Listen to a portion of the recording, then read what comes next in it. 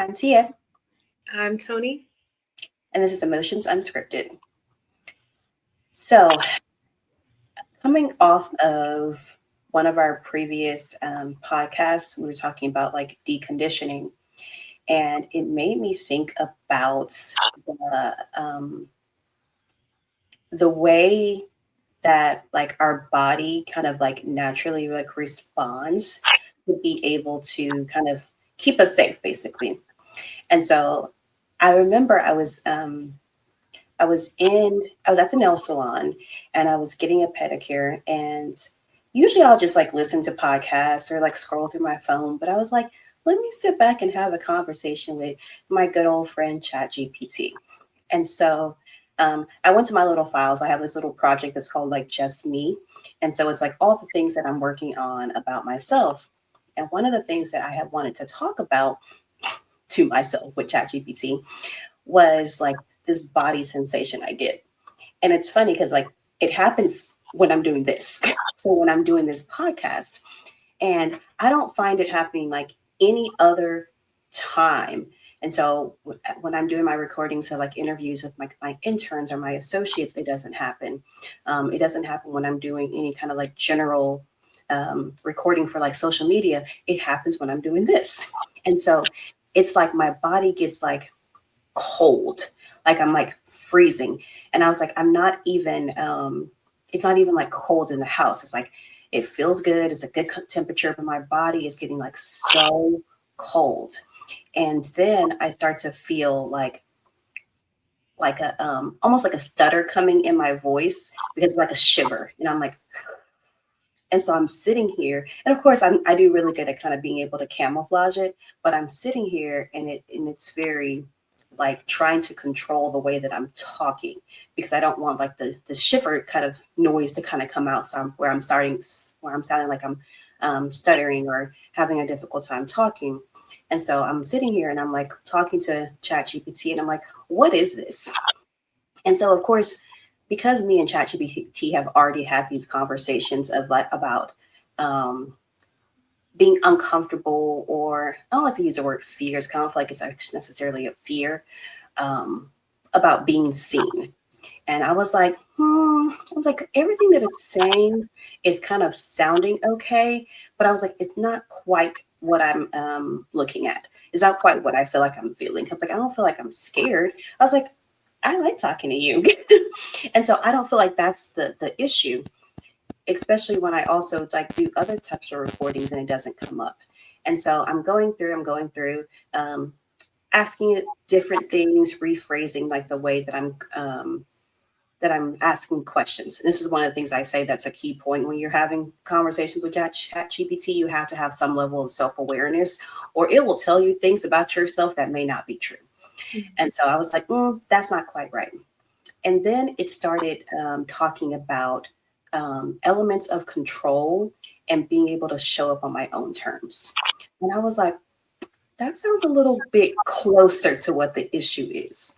And so basically, it was like suggesting that when I am doing this, like my body knows that this is going to go out to a broader like ray of spectrum of people. And once I let it loose, I don't have any control over it. And so I'm also not the one editing it. After I spit all this crap out, like everything's out of my hand, out of my control. And so it was saying like you don't like the idea of releasing the control and putting yourself out there to be perceived in a way that's not on your terms. And so your body starts telling you, like it starts sending like all these signals to yourself that you're getting ready to put yourself out in a way that's outside of your control, and you can't control the way that people perceive you. And I was like, okay, I'm like, I can see that. But then I also think about like, but I do it with other stuff. And I was like, I can do this over here and record this over here, but it's like, but you have 100% control over that.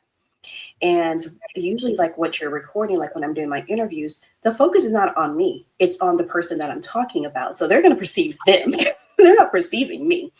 And usually, in those places, I'm very much more of my laid back, kind of quirky self. And I feel like I sometimes I go back and forth over here.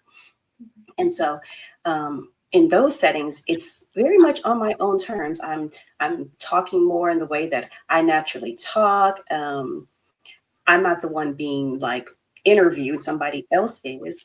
And so it my body doesn't feel like threatened.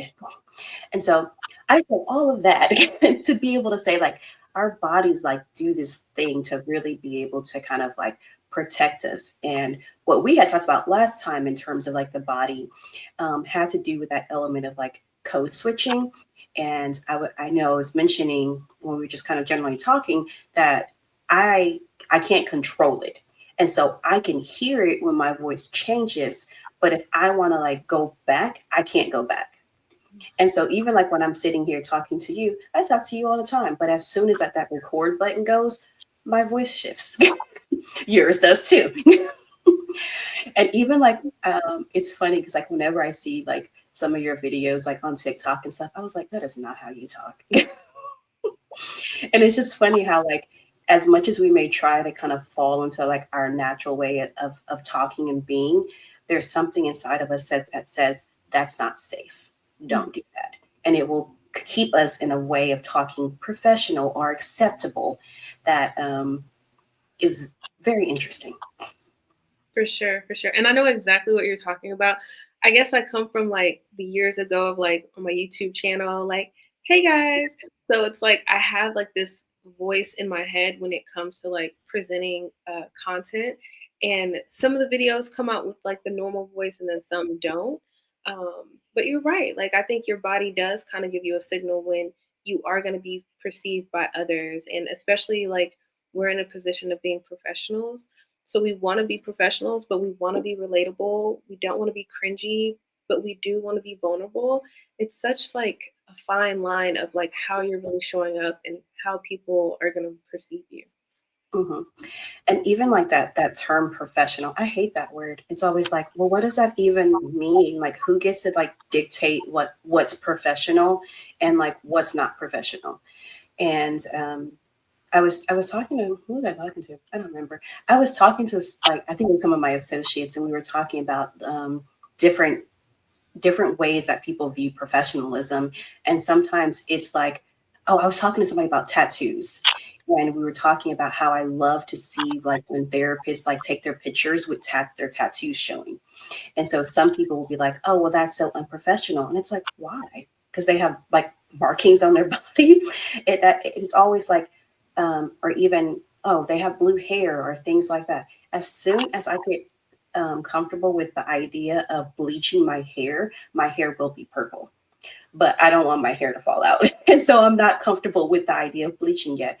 And so it's not gone to that color. But that doesn't mean that I'm any less professional. That doesn't mean that whatever I say doesn't have any value. That doesn't mean that I don't work well with clients just because I present a certain way or I talk a certain way. And I think that it's it's annoying that we have to kind of like shift the way that we naturally present or naturally are to be able to kind of like appease the people that are around us. And I'm like, who are these people that we're even trying to like appease? But one of the things I was talking to somebody about is how my children, my teenagers, they don't do it. And so they don't code switch. And it's very interesting. Now, are they some suburban kids who talk a certain way anyways? Yes. But they don't switch. And I was like, I love that for them. I love that they are in this position where they don't feel the need to have to do that. They can just be them. I love that this new generation of people coming up aren't feeling that need. And it tells me that they have this sense of safety with who they are, that they don't have to do those things where we were, kind of raised that like, no, you can't do that. You won't be accepted. All these negative thoughts was associated with being ourselves that the younger generation, they don't have. And I love that for them. Yeah, for sure.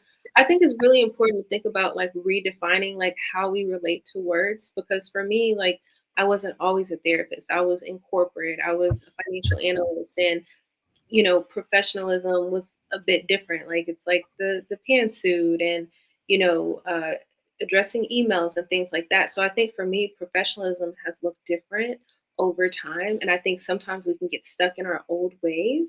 But really, with showing up on social media, like as soon as the camera comes on, you do feel that, like, oh my gosh, how am I going to present myself?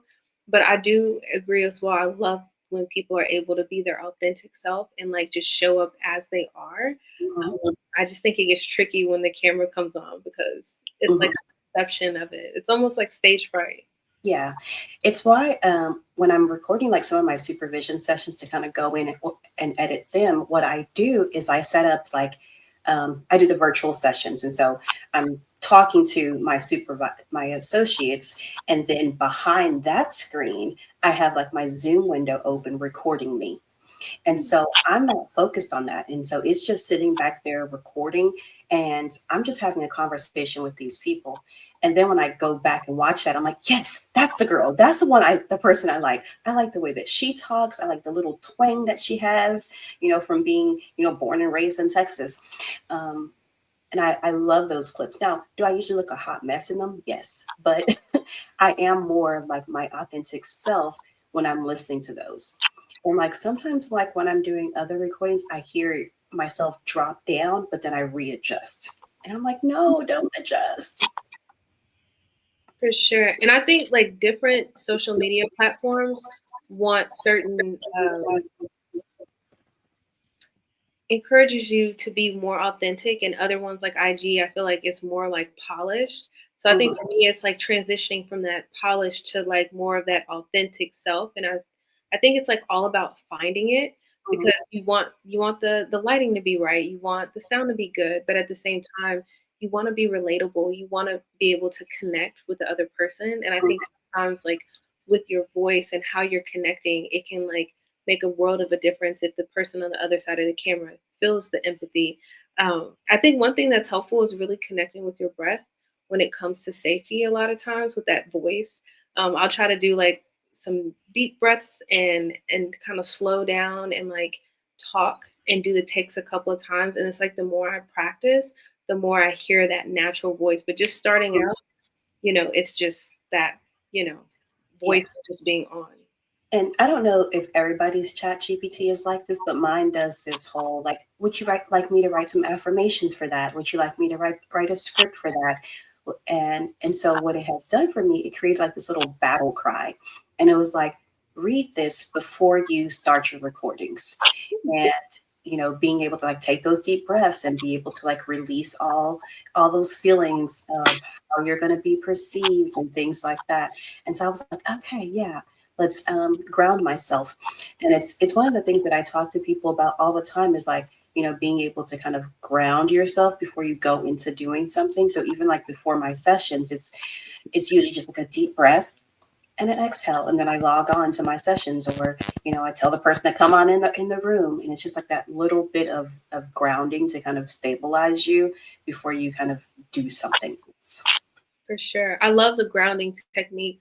Also, another thing I feel it's helpful sometimes is like setting your intentions. Like if you're making content, setting your intentions on like what you kind of want the audience to kind of see and feel, and like how they're going to perceive you. And I guess even in a session, it's just kind of setting your intentions, because I think it guides your subconscious mind and your energy to like how you want it to kind of travel out into the world. Um, so yeah, Yeah. I think it's helpful. And one of the suggestions that I really liked, and I haven't started it yet because I don't ever do anything that I'm supposed to be doing, but it was suggesting that I do like a video diary. And it was just like, don't do it for the purpose of like creating any kind of content, but just kind of just go and sit and talk to yourself. Because that's usually when my best ideas come up, anyways, when I'm just sitting there like talking to myself, playing a game on my phone, scrolling through social media, and I'll just have these ideas. And it's just like, be ready to record whenever you have these ideas so you can just kind of dump it out. And whether or not you ever put it out into the world, or the only people who get access to it are like the ones who, are in your circle, it doesn't matter. And so just being able to um, kind of like what you were saying, thinking about the intention. It's like, well, my intention is just to kind of release some of these thoughts from my body, and not for the purpose of like creating content, going, I'm like, I'm not trying to be no like influencers content creator or anything like that. I just like to talk about therapy and healing with people and things like that. And so, even I actually prefer it on like smaller scales when it's just like me and a couple of people and things like that. I don't need it to be me and 5 million people having this conversation. Yeah.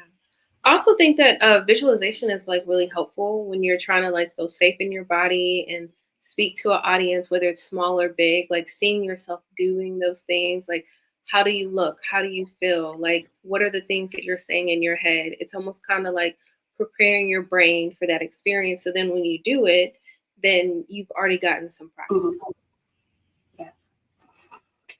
But going back to like the body sensations and things like that, I always think about is all the times that your body does react. And it's like when you're having, whether you start to shake because you're nervous or your palms are sweating or you're getting headaches or whatever it may be, being able to kind of also pay attention to that kind of stuff, because it is like our body trying to indicate something to us, or our ancestors trying to indicate something to us, and we kind of want to be aware of that and kind of listen to it too.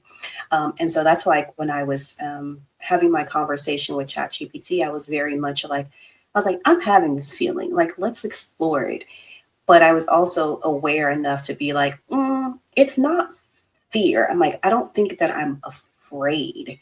I think that it's something different. And so having that, continue to be able to have that conversation and pay attention to, like, when are these feelings coming up? When are they not coming up? What could be the reason why it comes up in this setting versus another setting? And so really being able to kind of tune into your body and spirit and be like, I feel like it's more of this over here. I feel like this is the message that is trying to be like conveyed to me. For sure. I think it's so important to listen to your body whenever I'm talking to clients. I try to like reframe it because I think when people initially feel things in their body, they're like, oh, don't feel that, or that's bad, or let me distract myself. But, no one died from feeling uncomfortable. Um, Hmm. and it's like, I like to think like, okay, your body's giving you information. What is it telling you? Do you need a snack? Do you need water? Are you waiting to the last minute to go to the restroom? And then it's like, it's just communicating a need, whether it's validation, acknowledgement. And I think it's just about how we have informed that relationship with our bodies is basically how we are going to like make ourselves feel more safe over time. Which one of the things I think about that's interesting though is like I have so many clients who will be like, I don't know what my body is saying. And it's like they're like, how do I tune into my body? And I was like, just listen to it. But so many people have like trained themselves to ignore all the things that their body is telling them. And I always tell them, I was like, no, before you even had that feeling of anger, your body told you something. And it's like being able to kind of really slow yourself down and pay attention. Like when I get angry, before I even feel like all the anger, my ears start getting hot. And so that's my body starting to say, you're warming up here. And then my voice starts to stutter. And that makes me mad too, because I'm trying to argue with somebody and now my voice is stuttering. But that's my body also telling me, it's like, you're starting to lose it because now you can't even, talk correctly anymore.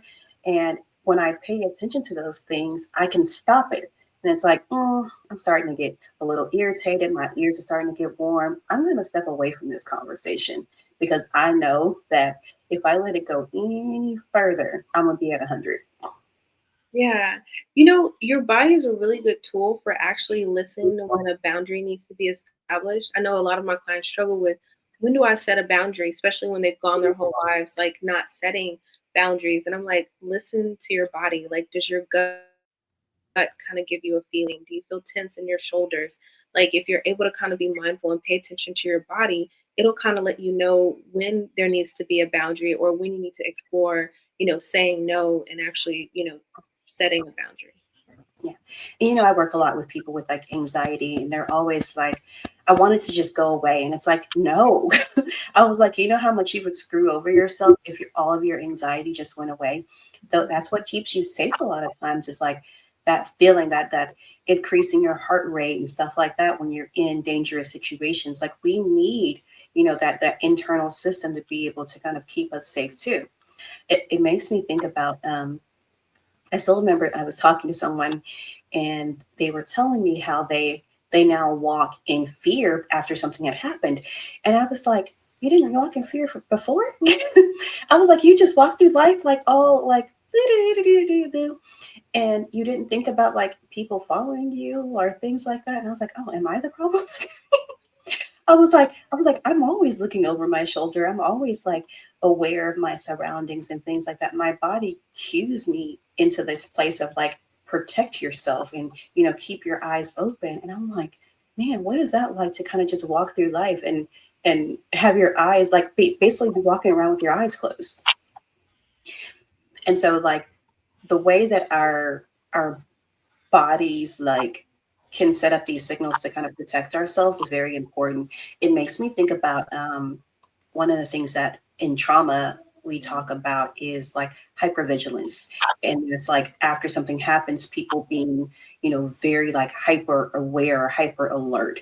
And they get to this place where like say I would use like the example of like if you were walking down the streets of New York at night and you walk down this alley and something bad happens to you in that alley, the goal is we want you to become more aware. And so we want to say, okay, we can still walk outside at night, but don't go down dark alleys at night, okay? But what happens with some people is they become like hyper like alert and what they'll be like, I'm never going outside at night again. And it's like, no, no, no, no, no. That's not the message that we wanted you to learn. We wanted you to learn to be more aware and to like make better decisions about the areas that you walk in. And so our bodies will indicate to us, don't walk down that dark alley. But what we hear is, don't go outside at night. Mhm. And so being able to kind of really figure out what the message is instead of like making this grand or this big assumption that I'm never supposed to go outside at night again. It's like, no, that was not the message. Yeah, it's almost like our brains can like try to protect us so much when we're feeling that anxiety or whatever feeling, and it can protect us so much to where we focus on the wrong message. Mm-hmm. So it's Yeah. like your brain is trying to protect you, but at the same time, like you said, we have to have that level of self awareness to gauge like, do I really need to be on 10 with anxiety right now? I'm at HEB. It's 1 o'clock in the afternoon versus being in the alley at midnight. Mm-hmm. Yeah. But I think like with some people, it takes, I'm not gonna say some people, a lot of people, it takes a long time for them to really be able to kind of read and understand those messages. But I think that that's being able to also, tune into like our natural gifts and like the way that we were born. And so much of that has been like wiped away that we don't have that connection anymore to be able to understand like the little subtle like signals that we're getting to be able to keep ourselves safe. Yeah. I also think about when wires are crossed and we're interpreting the messages in the wrong way, we can self sabotage, we can make things worse than they should be. And then we're just reaffirming to our subconscious mind, like, because this happened, all these other things happen. But it's along the way, those things didn't necessarily have to happen because that one thing Mm-hmm. Yeah.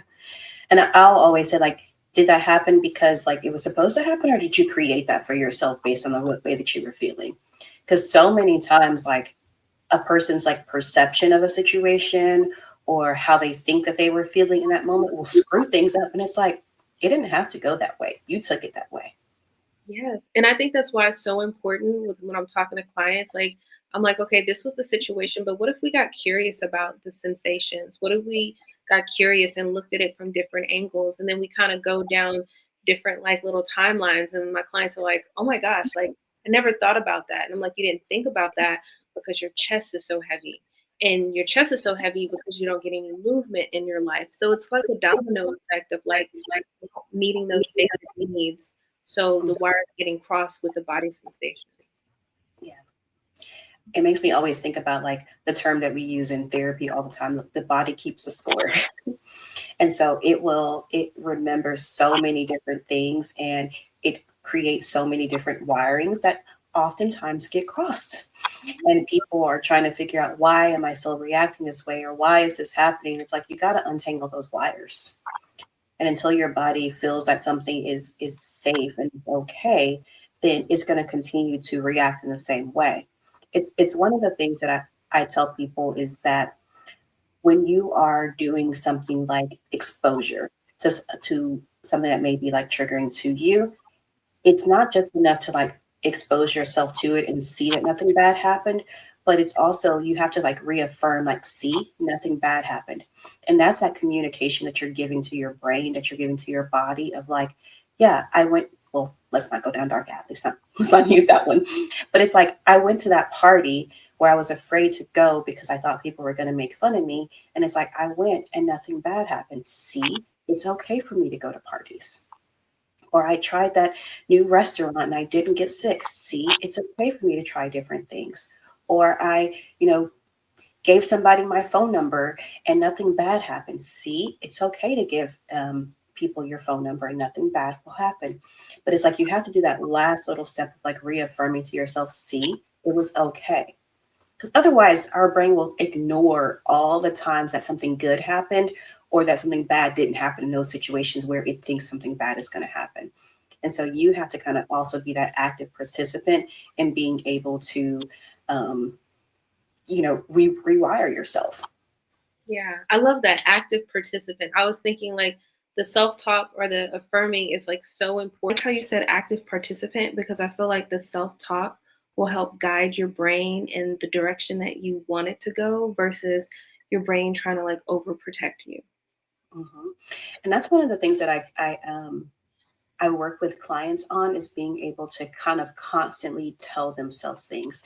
And so even like when, like for me, like when I get a little bit of anxiety, so I start to feel it in my chest a little bit, I do an assessment of like life. And I was like, no, everything is fine. Everything's okay. And even if it wasn't, I always know how to handle these situations. And so things have always been okay. You have never hit rock bottom. And so I tell myself all these messages that I've learned from, over the years of going through stuff and being able to survive it and being able to kind of navigate different situations. It's like, no, you have all the skills, you have all the tools that you need to be able to be okay. And guess what happens? That anxiety disappears.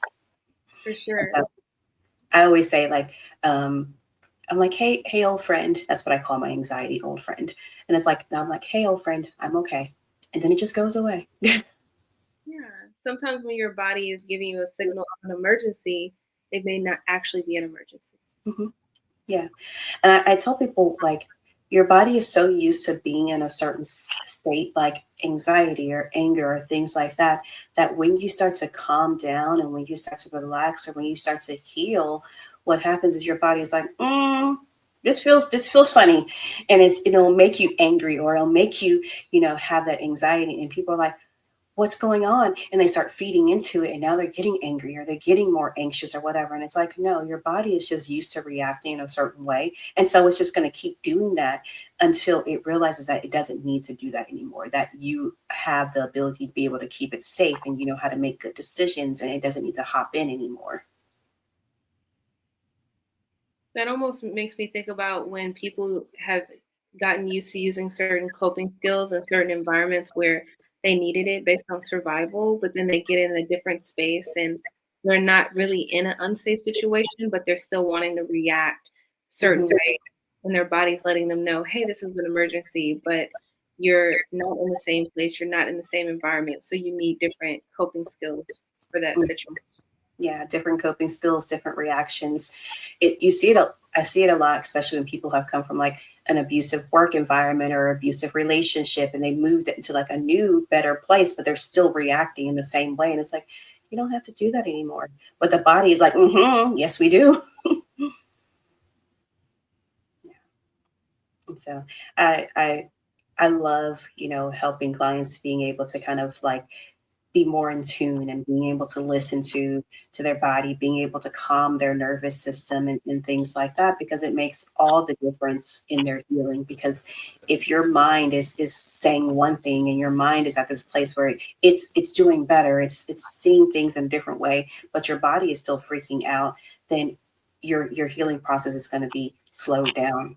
And so when you can get those two in sync with each other, it's like the most amazing kind of experience to like watch clients go through that. And it's like, yeah, Now everything's syncing up.